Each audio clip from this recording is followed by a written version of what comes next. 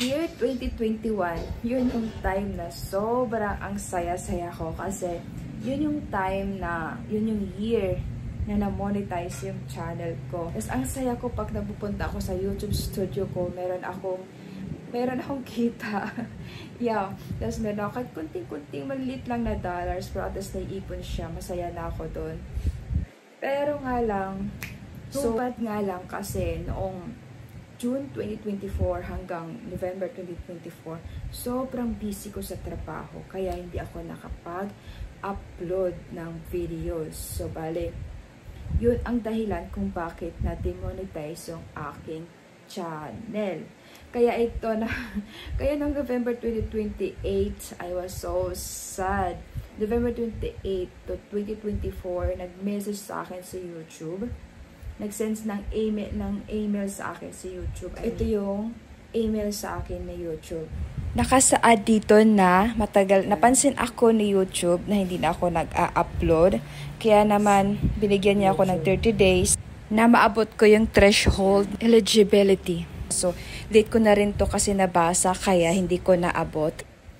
Kaya ngayon, magbibigay ako ng mga tips para hindi ma-demonetize yung mga channel niyo.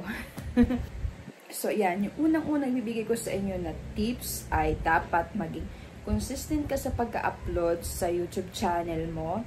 Huwag mong paabutin ng hanggang 3 months or tulad sa akin, umabot ng 5 months hindi ako nakapag-upload kasi super busy.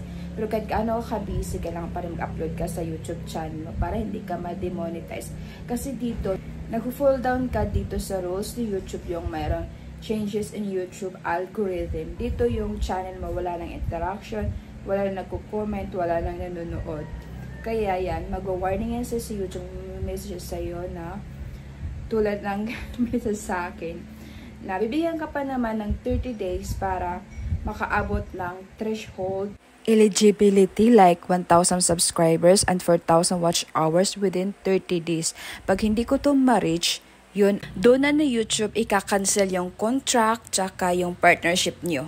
At ma-demonetize channel mo. Or pangalawang dahilan kung bakit na-demonetize yung mga channel natin. Kasi mayroon ka doon video na may harassment tsaka cyberbullying. Tapos, pangatlo, dahilan kung bakit na-demonetize yung channel natin. Kasi meron kang videos na harmful tapos dangerous content. Tapos pang-apat, meron kang mga hate speech na iyong mga videos sa iyong YouTube channel. Yan. Pang-lima, na dahilan kung bakit nagkakaroon ng demonetization sa channel is yung merong graphic content. Dito, meron kang content na about sa sex, drugs, bad languages. Yan ang pinakaayaw ni YouTube. Dito yung merong malalaswang ginagawa. Yan. Tapos, mayroong naguhubad na mga videos sa ano mo, sa content mo. O di kaya naman, merong kumakain ng mga kadiri na ganyan. Posible din na ma-demonetize yung channel mo. O di kaya ma-remove kasi ayaw din ng YouTube ng ganun.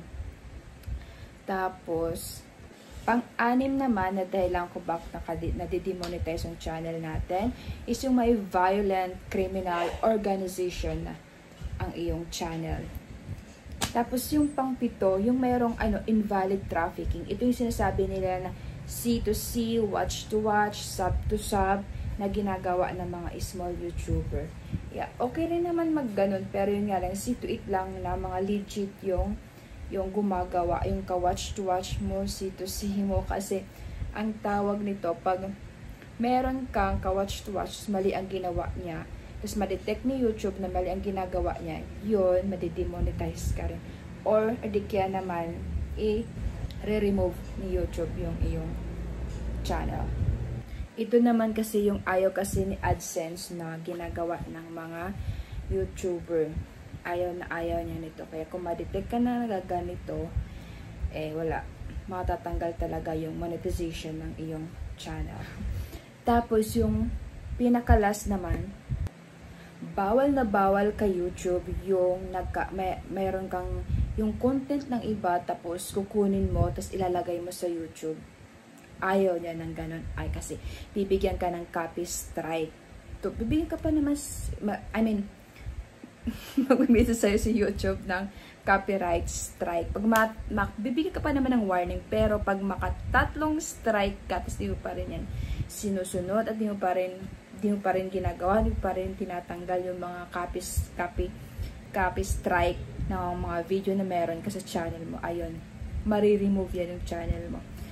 So, yeah, yung mga na-demonetize na channel, may pag-asa pa naman na ma-monetize ulit yung channel mo, pero yung pinakamatindi kasi kung ma-remove ni YouTube yung channel mo, yun na yung pinaka-pangit kasi wala ka na talagang pag-asa pag ma-remove na yung channel mo.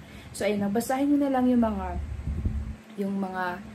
mga rules ni YouTube, tsaka pag monetize ka na, yung mga AdSense rules para hindi tayo ma-demonetize sa future. So, ayan, thank you for watching po. Naibigay ko naman na lahat ng mga tips na kailangan nyo para hindi mag-demonetize. Pero pag may gusto pa kayo, or kung meron pa kayong mga suggestion na gusto nyo sabihin sa akin, or mayroon pa ako nakalimutan, mag-comment lang po kayo dyan sa comment section. Tapos kung may gusto pa kayong ipagawa sa akin na video, gagawin ko po yan ng videos. So, ayan. Thank you all for watching. Love you all.